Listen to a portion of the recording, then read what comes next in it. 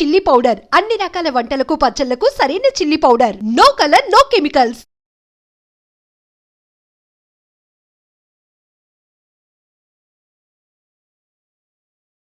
నమస్తే అమ్మా. నమస్తే అమ్మ, నాగుల పంచమి రాబోతుంది శ్రావణ మాసంలో. అయితే మనం శ్రావణ మాసంలో కార్తీక మాసంలో వచ్చే పంచమి చవితులకు చాలా విశేషంగా మనం పూజలు చేస్తూ ఉంటాం. ఈ పంచమిన మనం ఎటువంటి విధానాలు ఆచరించాలో వివరించండి. పూర్వం ఏం చేశారంటే నాగుపాము అని అంటే నాగదోషము అంటూ పెద్దవాళ్ళు మనకు చెబుతూ వచ్చారనమాట. చెబుతూ వచ్చి నాగదోషాలు ఉంటాయి కాబట్టి పిల్లలకు ఏదైనా ఇబ్బందులు కలగకుండా, అంటే బాలారిష్టలు ఉంటాయి వాళ్ళకు 10 ఏళ్ల వరకు పిల్లలకు బాలారిష్ట. ఆ బాలారిష్టాలు రాకుండా ఇంట్లో ఒక కులదేవతను పూజించడము, నాగదేవతను పూజించడము చాలా ముఖ్యము అనేది శాస్త్రం చెబుతుంది. పెద్దవాళ్ళు అనగా విన్నాం, శాస్త్రం మనకు తెలియదు పూర్తి. అయితే నాగుల అసలు సైంటిఫిక్గా మన విశ్వ నియమాలను అనుసరించి మన వెన్నెముకనే ఒక పాము, మన వెన్నెముక ఒక పాము. తర్వాత ఇది ఇలా నాడి, ఇది పింగళా నాడి, ఇది సూర్యనాడి, ఇది చంద్రనాడి అంటున్నాం కదా.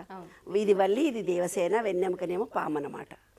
పాము ఇలా ఉంటుంది, అది సుడి తిరిగి ఇలా ఉంటుంది, అది నాగదేవత. అది మనల్ని అర్థం చేసుకోవడానికి సుబ్రహ్మణ్యేశ్వర స్వామి వల్లి దేవసేనను ఫిగర్గా ఇచ్చి అక్కడ మీరు అభిషేకం చేయండి అని పెద్దవాళ్ళు చెప్పారు. అది మన శరీరంలో కూడా ఉంటుంది. దాన్ని చేయడమే అనులోమ విలోమం చేసి ప్రజెంట్లో ఉండడానికి ప్రయత్నించడము. అయితే ఈ నాగుల పంచమి అనే దాని విశిష్టత ఏంటంటే, మన విశ్వ నియమాల లా ఆఫ్ డివైన్ వన్నెస్, ఫస్ట్ది మనం ఏకత్వ నియమం అని చెప్పుకున్నాం.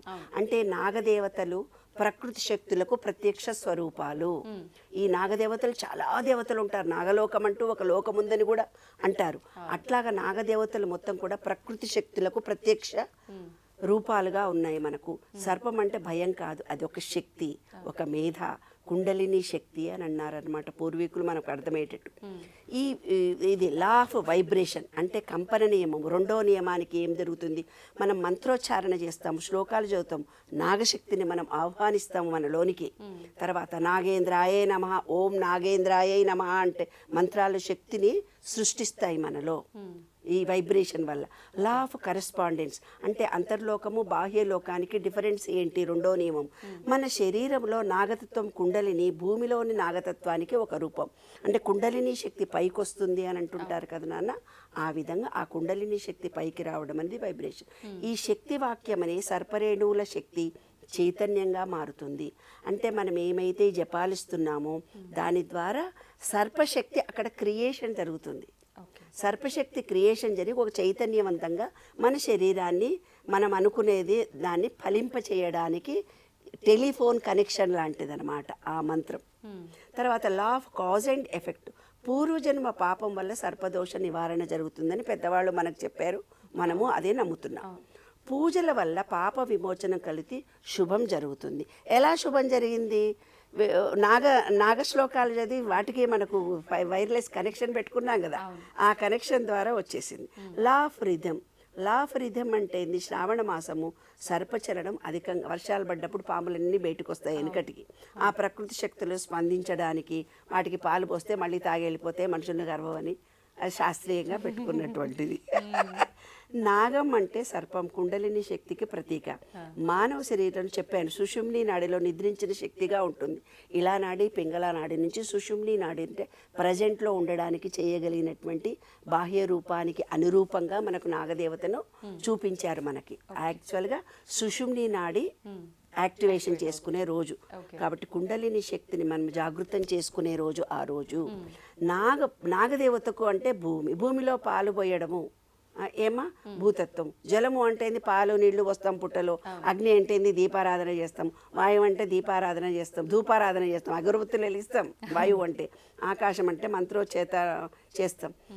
శారీరకంగా మానసికంగా యాక్టివ్గా ఉండి అబ్బో దేవుడు పూజ చేస్తున్నామని ఒక పవిత్ర భావన మనలో ఎప్పుడైతే ఏర్పడుతుందో మన శరీరం దానికి అనుగుణంగా యాక్ట్ చేస్తుంది. నాగ చిత్రాన్ని రోజు చూస్తుంటాము, అభిషేకం చేసి law of ritualisation, purification, law of vibration, మంత్రోచ్చారణ, లా భక్తితో సమర్పణ చేస్తాం. భక్తితో సమర్పణ చేసే దాంట్లో మాత్రం చాలా ట్రెమండస్ నాలెడ్జ్ ఉంది నాన్న. ఏం చేస్తామంటే ఆ రోజు నువ్వులను వేయించి నువ్వులు బెల్లము చలిమిడి ముద్దలా చేసి నాగదేవతకు ఆరగింపు పెడతాం.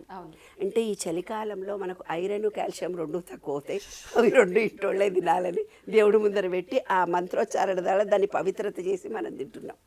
అది చాలా పవర్ఫుల్ అనమాట. ఆరోగ్యం సైంటిఫిక్గా ఫిజిబుచ్చువల్గా. కాబట్టి మన పిల్లల కోసం భయం పెట్టారు, పూర్వజన పాపం అని భయం పెట్టారు. ఏదన్నా పిల్లలకు చెప్పాలంటే అదో దయ్యం వస్తుంది తింటావా లేదా, అదో పోలీసు వస్తున్నాడే తింటావా లేదా, అక్కడ ఒక డాక్టర్ వస్తున్నాడే తింటావా లేదా, ఇంజక్షన్ ఇస్తాడు అంటాం కదా. అలాగా మన పెద్దలు కూడా నాగదేవతను లాంటి సృష్టించి ఆ ఇప్పుడు పోయి ఏం చేస్తారు, పుట్టలు తవ్వి పుట్టలలో పాములకు పోసేసి ఆడున్నే పాములన్నీ చచ్చిపోతాయి. వద్దురా బాబు, ఆ విగ్రహానికి మాత్రమే మీరు చేసుకోండి. ఆ విగ్రహంలో మీరన్న మంత్రం ద్వారా ఈ విశ్వంలో ఉండే చైతన్య శక్తికి కనెక్షన్ కలుగుతుంది. సెల్ ఫోన్కు ఛార్జీ పెట్టుకున్నట్టుగా మీ మనసులో ఏ కోరికున్నా నాగదేవత తప్పనిసరిగా ఆ మంత్రాల వల్ల, మీ భక్తి వల్ల, మీ విశ్వాసం వల్ల, మీ నమ్మకం వల్ల మీరు మీ కుటుంబ సభ్యులందరూ బాగా ఉంటారు. హ్యాపీగా ఆనందంగా సంతోషంగా నాగచవితిలే కాదు రోజు పండుగ చేసేసుకోండి. ధన్యవాదాలు. నమస్తే.